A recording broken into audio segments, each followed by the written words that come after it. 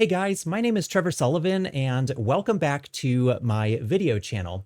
Thank you so much for joining me for yet another video in the Rust programming tutorial video series.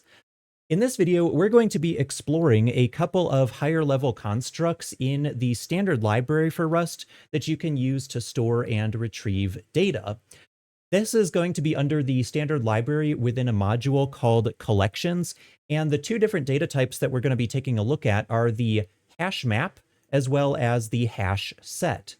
Each of these operate a little bit differently from each other. So we're going to look at the way that these two constructs store data, how we can insert data into those constructs, and how to have these constructs kind of work with each other to join values together and things of that nature. Now, in the last video in this tutorial series, we actually took a look at the vec type here, which basically allows us to declare an array of values. We can push values onto that vector. We can insert values as specific indices within that vector as well. But the hash map and the hash set are a little bit more complex than the vec type. So stay tuned and we'll learn how these types work. But before we get into the actual demo on this code, make sure you check out my video channel at youtube.com/Trevor Sullivan. Please subscribe to the channel as that helps me to grow this community. I am an independent content creator, and any kind of support that you can provide to this channel is absolutely meaningful and will help me to continue bringing you great content. Also, we do have a specific playlist right down here called the Rust Programming Tutorial. So if I reference a previous video that we covered, then I'm probably referring to the previous video in a particular order as part of this Rust Programming Tutorial playlist right here. And if we take a look at the bottom, you can see that the latest video is on the vec type here. So please like this video if you learned something new from it. And also please leave a comment to let me know what kind of topics you're interested in seeing on this channel, especially pertaining to Rust. So let's go ahead and dive into the hash map type for starters. And there is some documentation over in the official Rust programming language book here that talks about associated values in hash maps. Now, just to give you a quick introduction to what a hash map is and what the data structure looks like, hash maps are actually a generic type that allows you to wrap any set of key value pairs. And all of the items within a given hash map have to have the same type of key and the same type of value. So this allows you to use a key, like maybe an integer value, like what you'd have in an array, where arrays start at a zero-based index, and you can have, 0, 1, 2, 3, 4, 5, etc., except that hash maps are not necessarily starting at index 0. We can use any value that we want to for the key. So we could create a hash map that uses an integer as its key, and we could just start at the number 10, and then we could insert a key of 20 and 100 and 1,000, and we don't necessarily have to have items at all of the middle keys in between those different values. Same thing applies to the actual value at a particular key. So a value can be pretty much any type that we want it to be. So we might have a value that is a string, whereas the key could be an integer value. You can also use custom data types. So you can use structures in order to determine what your key and value types are going to be. So one example that you might have is creating a hash map that has a link between a dog and the owner of that particular dog. So the dog could be the key, and then the owner could be the value for that particular entry. In some other programming languages, a hash map might be referred to something like a dictionary or a hash table or things like that, but also oftentimes it's just known as an associative array, or in this case in Rust, it's called a hash map. So once we instantiate a hash map, and we do have to specify the types for the key and the value, so just be aware of that. We can then use the method right here called insert to add a new item to the hash map.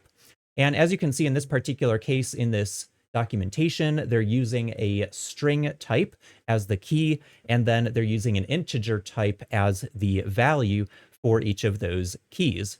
So the key is basically the unique value that we use to look up or unlock access to a specific value within a hash map.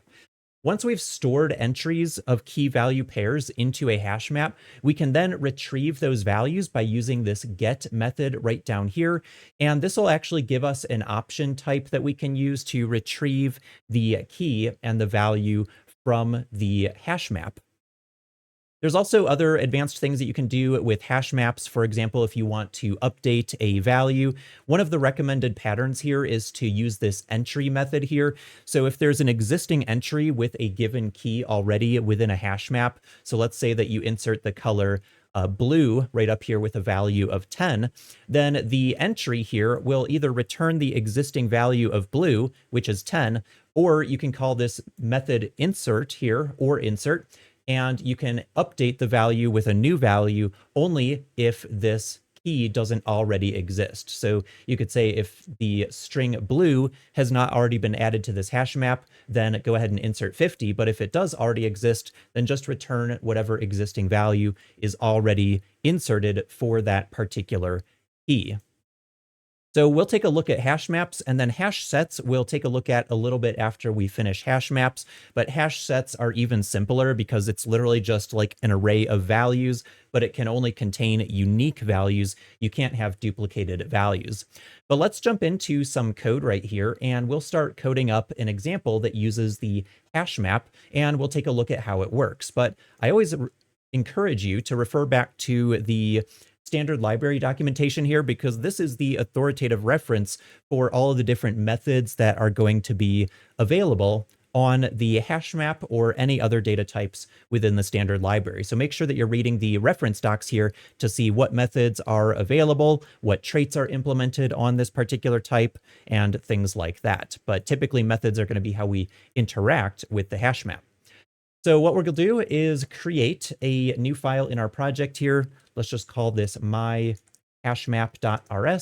And I like to put the my prefix on there just to make sure that I'm not accidentally running into any kind of naming conflicts with built-in data types in Rust here. And so from our main.rs file here, we're just going to declare that module. So we'll say pub mod myhashmap so that we can use the functions that we declare in that module. And then down here at the end, after we work with our vectors right here, I'll just comment those calls out and we'll do myHashMap. And then we can simply call whatever function we publicly declare inside of that module. So inside of the myHashMap module here, we'll do pub fn test hashmap basic. And then we'll create maybe a more advanced example if we want to use something like custom data structures as our keys and our value types. So let's start by just instantiating a simple hash map. So let's do something like a stock tracker. Let's say we want to look up a stock ticker like NVDA or AAPL or Meta or whatever you'd like. And then we can insert a particular value for that particular stock in our hash map that tracks a stock.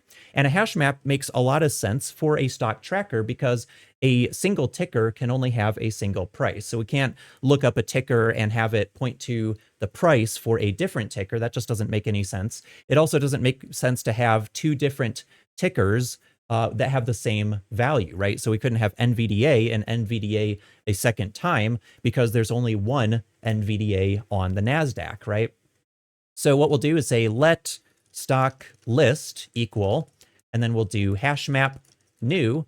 And if we just try to do this, you're going to see that we get undeclared type hashmap. So we've got to use std collections, and then we should be able to import the hashmap from there. So let's do use hashmap.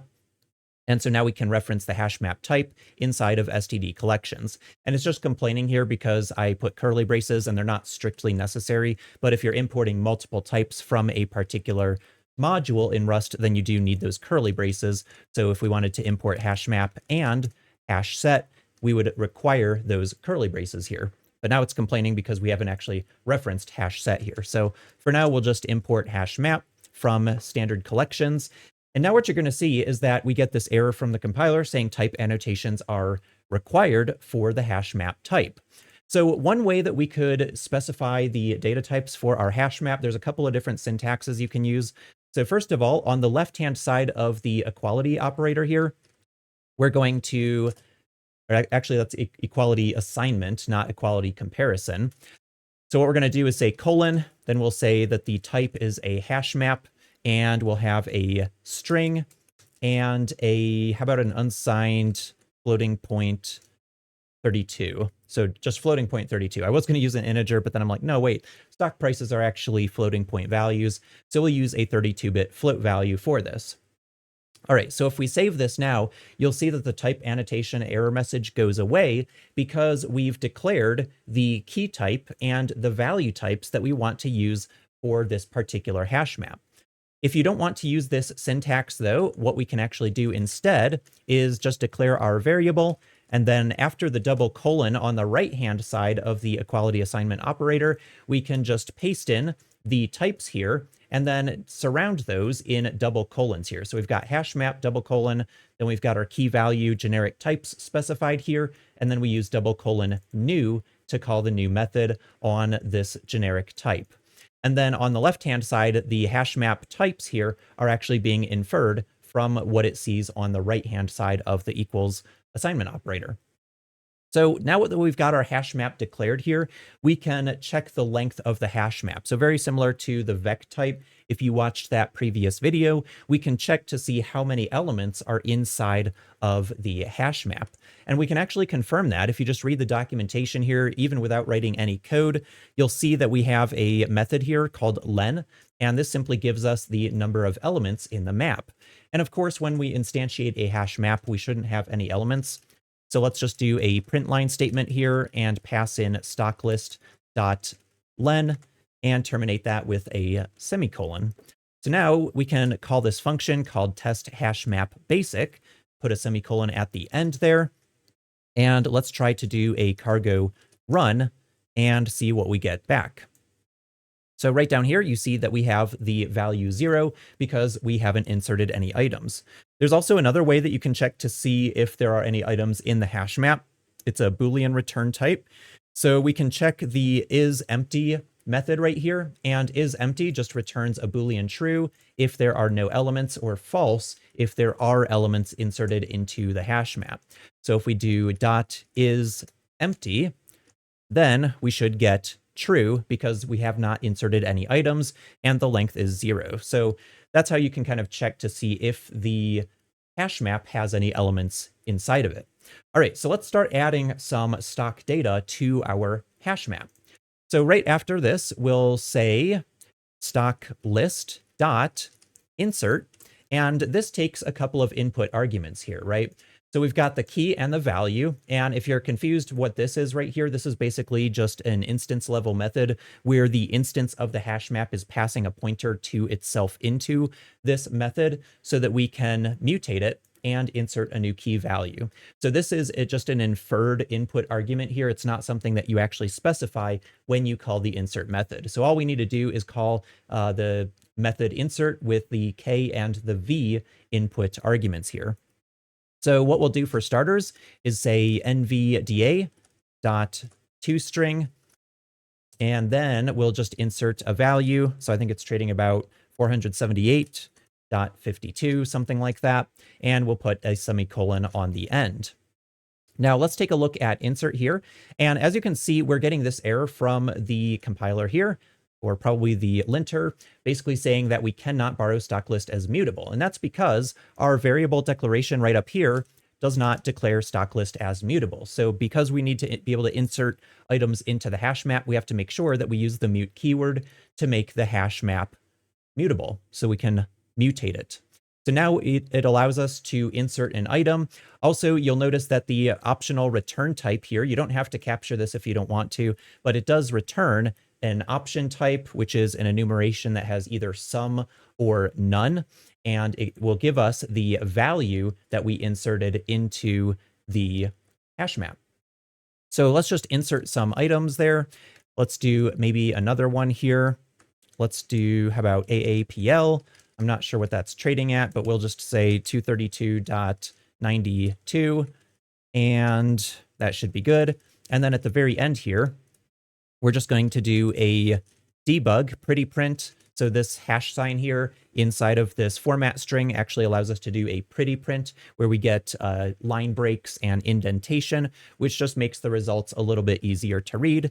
And then we'll pass in our stock list variable. All right, so let's give this a try and see what we get. And sure enough, our hash map contains 2 entries. So we have AAPL, we have NVDA, and each of those has a value of a floating point 32-bit value because that's what we declared right up here when we constructed the hash map. But again, you have full control over exactly what types of data you insert into the hash map. I chose to use a string and a floating point 32-bit value, but if you're tracking baseball scores or basketball scores or something like that, then an unsigned integer, like an unsigned maybe 16-bit integer, would be perfectly valid for that particular case. And maybe you have a team name that still uses the string type, right? So it's kind of up to you what types you want to use for your hash map. In this case, I just chose to use string because our tickers here are string values, and floating point 32 values make sense for stock data because we have precision beyond just an integer, a whole value, right? So this is how we insert a couple of values in here. Now let's try to actually remove one of these values. So we can use a method down here called remove. And what we do is we remove a key from the map. So in this case, if we wanted to remove a stock from our stock list, all we would need to do is specify a pointer to the key that we want to remove from the hash map. So let's add in maybe another stock right here. And we'll do maybe AMSC, and we'll set the price here to something like 50.78. And now let's say that we want to have NVDA and AMSC retained, but we want to delete this stock AAPL from our hash map. So what we'll do down here, let's duplicate this print line statement so we can kind of see the results before and after we call the remove method. So we'll do stock list, which again is mutable, and we'll say dot remove, and then we'll pass in K, which is the key that we want to remove. So we'll remove AAPL dot toString, put a semicolon at the end, and we also need to make sure that we return a pointer to it here. So let's wrap that in parentheses and return a pointer to this string value. So now if we rerun our application, you can see that the first print line statement right here prints out all 3 entries because we inserted 3 entries and then we immediately print them out. But the second time that we print out the stock list, we only have NVDA and AMSC because we called the remove method right here to remove Apple from our list of stocks. So let's take a look at how to update one of these values as well. So before we print out Apple for the first time, let's say that we want to update the Apple key to a value of 233 and something, right? So what we're going to do is follow the pattern in the documentation right over here. And let's just do a search for updating a value here. And let's see. So we've got the overwriting a value right here. And so all we need to do, actually, this is really easy. All we have to do is insert a new item. So even though we've already called insert on AAPL, we can actually just call insert again and specify a different value. So let's say it bumps up to 233.47. We can go ahead and save that. And this is perfectly valid code where we call insert and call insert a second time with the same exact key, right? So if we run this, now you should see that our Apple price is 233.47 because we overwrote it by simply inserting the record again. But if we use the pattern down here, where it says to add a key and value only if a key isn't present, this is where we can retrieve an entry and then say or insert, right? So let's say that we wanted to insert yet another stock. So we'll do stock list dot, let's do dot entry. So rather than calling insert to add a new item, we can say dot entry and then specify the key here. So let's do another stock like maybe Meta, and we'll call dot toString, because we have to turn it from a string pointer into a string on the heap. And then we want to pass in, let's say dot or let's actually do that at the end here. I need to go outside of that parenthesis because after we get the entry on the outside of that parenthesis, we call or insert, and then we could say, I don't know, 346.34. And let's put a semicolon at the end there and rerun our code. And now you can see that we've inserted meta by using this approach instead. So you can just use insert here to insert an item, but if you don't want to accidentally overwrite the existing value of an item, you can use this syntax right here, which will not overwrite an existing value. So we could actually duplicate this exact same line here and then just change the price of meta to like 358.34. And if we run this again, you're going to see that this price of 358.34 never takes effect, right? So meta always stays at its original price of 346.34 because we said if the value already exists, don't overwrite it. But if it doesn't exist, then go ahead and do the insert operation. Now, there's a bunch of other methods available on the HashMap type here. One interesting thing that you can do because it implements the iteration trait. If you take a look at trait implementations down here, we've got the ability to iterate here. So what we can actually do is create a for loop. So let's go down here to the end. So we've already mutated our hash map to only have these 3 remaining stocks, so Apple shouldn't be included any longer. But what we'll do is say for stock in stock list. Actually, we need to do for stock and value. Or we could even say ticker and value. That makes a little bit more sense because what we're going to do is iterate across the keys and the values of the stock list. So now we're declaring 2 variables, ticker and value. We could maybe call this current value just to give it a little bit more explicit names. And then we'll say print line. And then we'll do a couple of placeholders here and say ticker is trading at price. Okay. And then we'll pass in the ticker for the first set of curly braces here. And then we'll pass in current value for the second set of curly braces. So let's give this a try once again. And now it just iterates over the 3 remaining elements in our hash map. And it says ticker is trading at price, right? So that's a pretty simple example of a hash map. There are lots of other methods here that allow you to work with hash maps if you'd like to. For example, if you want to reset the hash map but retain the allocated memory, you can use this method called clear. It doesn't take any input arguments and it doesn't return anything. It just clears out all the values. There's also an alternative called drain here, and this will also clear the hash map.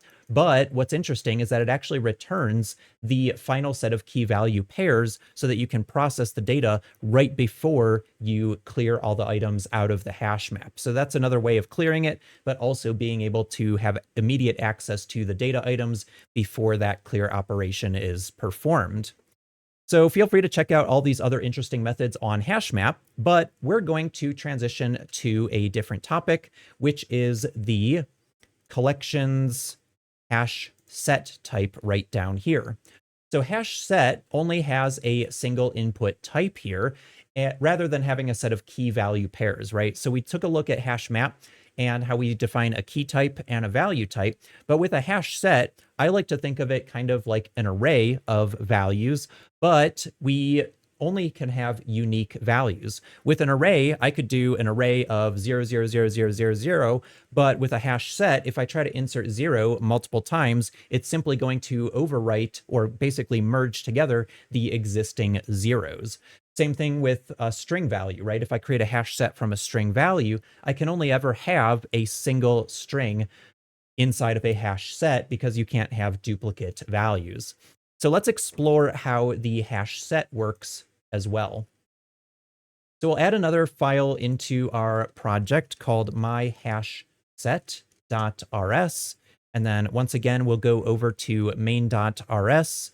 Let's comment out my hash map, and we'll declare our module pubmod myhashset. And then right down here at the end of our main function, we'll go ahead and call myhashset and then whatever function we end up declaring. So let's go ahead and just define a public function. So we'll say pub fn and say test hashset type And now let's come up with a simple example of a hash set, right? So let's do planet names, right? Planet names, we can only ever have one of a given planet name, at least in the solar system. I guess you could technically have duplicates across multiple solar systems if that existed, but to the best of my knowledge, we only have one official solar system with the set of planets that we have. So we're just going to assume that these are universally unique values. So let's do let planets equal HashSet. And we're going to just go ahead and instantiate this hash set from nothing. All right. So a couple of ways that we can instantiate a hash set here would be to create a hash set from an existing set of values. So for example, if we had an array that has Mercury and Venus, we could actually create a hash set directly from this. But it looks like we are getting an error right here.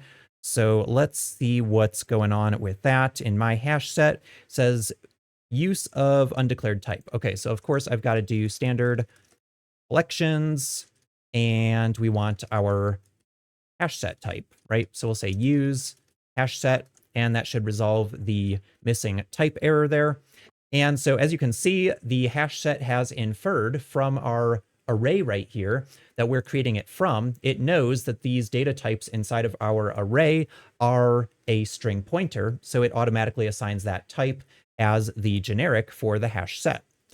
So let's go ahead and just iterate across these planets. So we'll say for planet in planets. I actually like to name things planet list rather than just making it plural because it looks a little bit more explicit. So I'll do planet list, and we'll just say print line, thanks for adding placeholder, and then we'll plug in planet there. So let's call this function from main.rs.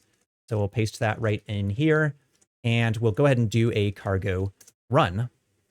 All right, so it says, thanks for adding Mercury, thanks for adding Venus. That looks great, right? But we could actually have multiple hash sets, right? So let's do something like let more, or planet list more equal another hash set from some additional planets. So we'll say Earth, and then Mars, and then Jupiter. So we'll add a few more planets in here, right? Maybe I ask, 5 different people, just name me 3 planets, right? So one person says Mercury, Venus, and Earth. We've got some overlapping here. And then another person, maybe you, say, all right, I'm going to say Earth, Mars, and Jupiter, right? So we've got 2 different variables here containing 2 completely different hash sets, but they have the same underlying data type, which is a string pointer value, right?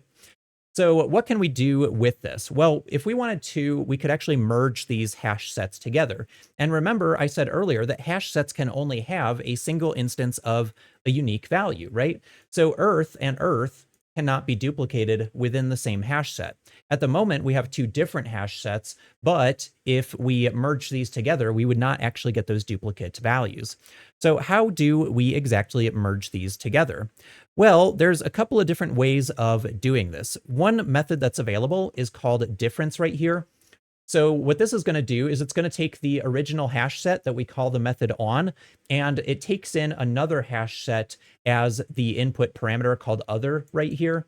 And then it's going to subtract any values from that second hash set that are found in self. So let's see what happens if we get a hash set removed from another hash set. So we'll say planet list dot difference, and then we'll pass in a pointer to planet list more, and that should alter our planet list, right? So let's see what is going on here. It looks like we have a warning, and so this is going to return a difference object here. So let's do let planet diff equal the result of this operation. So now we'll comment out this right down here and say for planet in planet diff, let's go ahead and say thanks for adding the planet. So we'll go ahead and uncomment that print line statement after we duplicate it. And let's do a cargo run. And now we only have Mercury and Venus.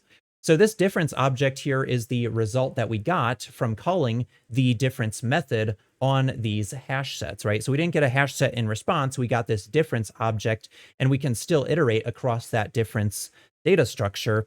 So if we go back up and look at the difference type right here, we should see that it implements the iterator here. So of course we can use a for loop on it to grab all of the elements. But what you'll see in the results is that we only have Mercury and Venus, right?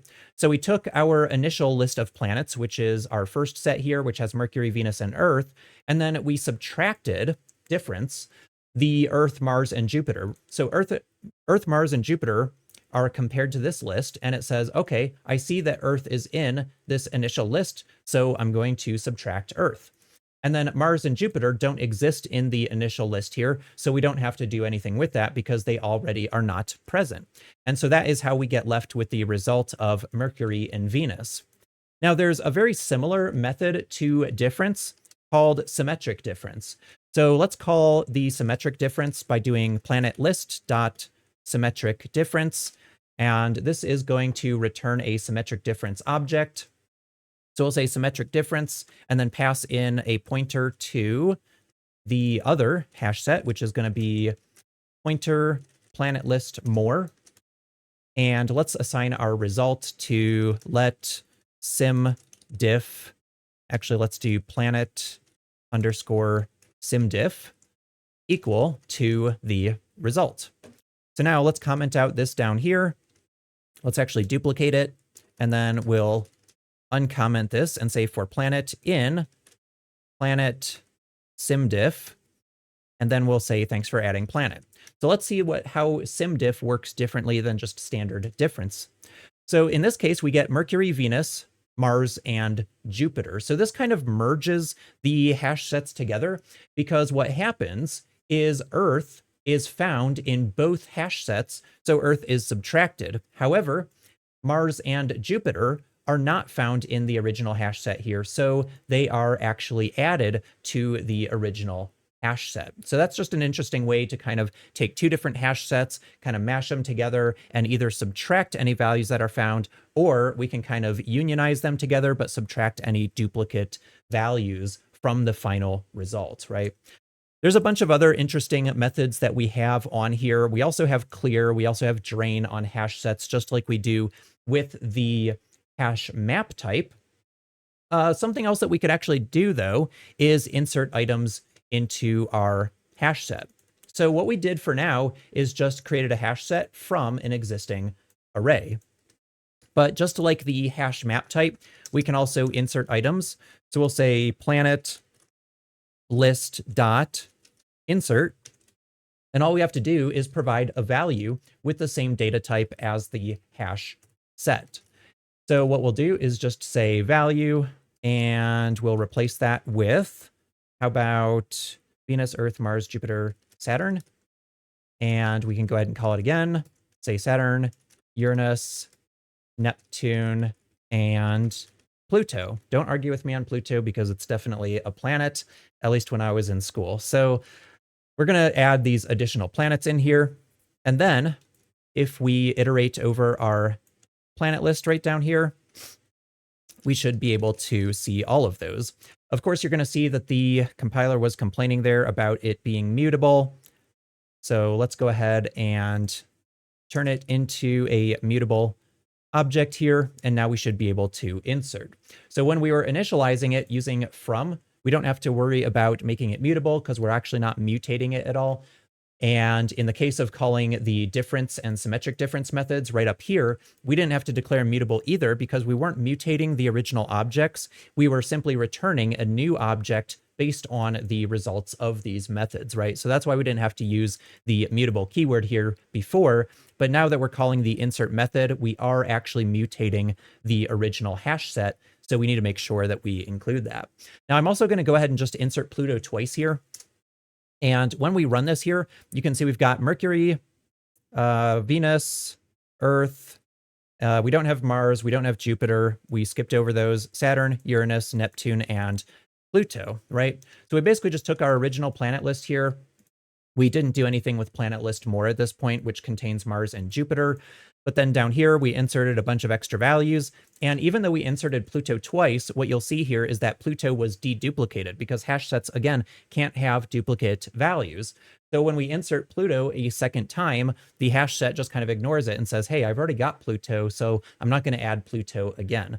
So a HashSet is a nice way to get only the unique values from a particular list, right? If I ask person 1 to give me 3 planets and they say Mercury, Venus, Earth, and I ask a second person to give me a list of planets and they say Earth, Mars, Jupiter, then I don't want Earth duplicated twice because we only have one Earth. So I only want to do operations on a single Earth, not multiple Earth objects, right? So HashSets are a nice construct here, pretty simple to work with. Again, there are tons of other methods that you can use here to remove items, replace. You can retain items by passing in a closure, which is something that we talked about when we worked with Vex in our previous video. So feel free to play around with some of these other methods. But in any case, I'm going to cut things off there since we've been going on for about 35 minutes at this point. We've covered a lot of the essential methods that you'll interact with HashSets and HashMaps using. And hopefully you can just kind of explore the rest on your own in your own code project and use these in a practical way for whatever kind of application it is that you're building with the Rust programming language. So anyways, please like this video if you learned at least one thing new from this video. Leave a comment down below. Let me know what you thought of this video. Make sure you subscribe to the channel, and please share a link to this playlist and even this specific video with anybody who you think would be interested in Rust, whether it's on online community like the Zulip chat, whether it's Reddit somewhere, or some discussion forums. Please share a link and help others be aware that this resource exists freely here on YouTube. We'll see you in the next video. Until then, take care.